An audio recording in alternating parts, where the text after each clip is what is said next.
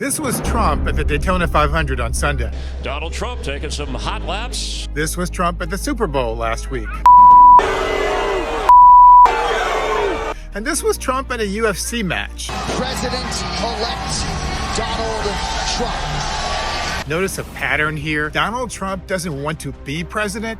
He wants to play president. Being president is a serious job. It involves daily national security briefings and long days of meetings, working with cabinet officials, preparing budgets, negotiating with Congress to pass legislation, and bringing the American people together. Trump doesn't want to do any of that. He wants to redesign the Rose Garden to look like Mar-a-Lago. He wants to appoint himself the chair of the Kennedy Center, even though he has no interest in theater, dance, music, or the arts. He wants to attend rallies with adoring crowds of cult members who never challenge him when he lies.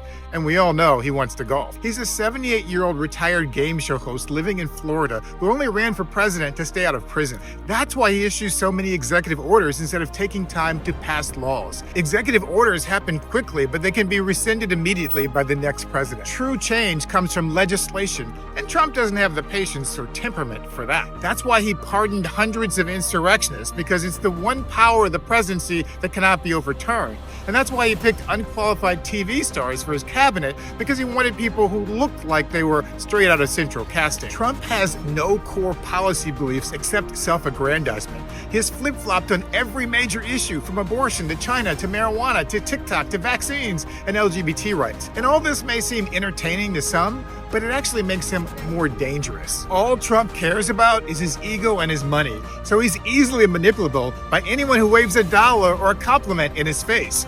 That's why Elon Musk, an unelected billionaire who funded Trump's campaign, is now running the government. And even Elon's 4-year-old son knows that Trump is just a figurehead. This is, from one year to the next, are the same? But when the person in the Oval Office has no core values, that means the people around him have enormous power. And those people have very clear policy agendas. Stephen Miller and Pete Hegseth want to bring back white supremacy. RFK Jr. wants to undermine confidence in vaccines. Russell Vought wants to implement Project 2025. And Musk wants to bring back apartheid to his native South Africa. Meanwhile, Trump wants to put on a McDonald's apron and dress up like a garbage truck driver to pretend like he understands working class people. He wants to dance on stage to YMCA, and he wants to tweet, post, and talk your ear off because he wants to feel important. When I was a child, my parents got me a Mickey Mouse watch from Disney World that came in a long, slender black case. I used to pretend that black case was a limousine, and I was a president being driven around from place to place to give speeches. I thought that's what presidents did when I was a kid, but then I grew up. Unfortunately for America, Trump never did.